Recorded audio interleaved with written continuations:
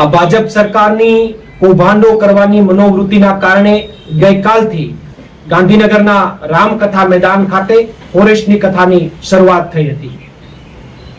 ફોરેસ્ટના વિદ્યાર્થીઓ ભાઈ શ્રી યુવરાજસિંહભાઈ જાડેજા અને હું પોતે અમે તમામ સાથે મળીને ફોરેસ્ટના વિદ્યાર્થીઓની વ્યાજબી માંગણી જેમ કે તાત્કાલિક ધોરણે માસ જાહેર કરવા, સીબીઆરટી પદ્ધતિ નાબૂદ કરવી અને 8 ગણાની જગ્યાએ 40 થી 45 ગણા ઉમેદવારોને લાયક ઠેરવવા, આ તમામ માંગણીઓ સાથે ગઈકાલથી ગાંધી ચિંધ્યા માર્ગે અને શાંતિપૂર્વક રીતે આંદોલન કરી રહ્યા હતા.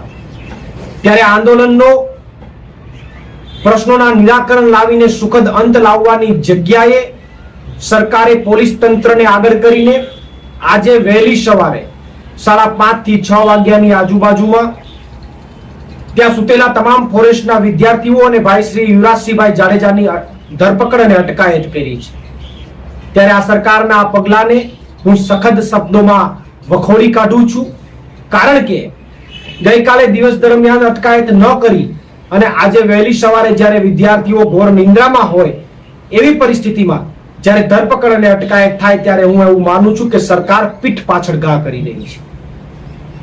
સરકારે વિદ્યાર્થીઓને અટક કરવામાં જે સમય બગાડી રહી છે, જે પોતાની બુદ્ધિ બગાડી રહી છે, જે પોતાના શક્તિનો વ્યય કરી રહી છે, એના કરતા માર્ક્સને તાત્કાલિક ધોરણે કઈ રીતે જાહેર કરી શકાય એમની અંદર જો કદાચ એમણે એમની શક્તિનો વ્યય કર્યો હોત તો મને એવું લાગે છે કે આ આંદોલનનું સુખદ પરિણામ આવી ગયું હોત. પરંતુ સરકાર જો એવું ઈચ્છતી હોય કે અટક કરવાથી આંદોલનનો અંત આવી જશે તો એમની ભૂલ છે.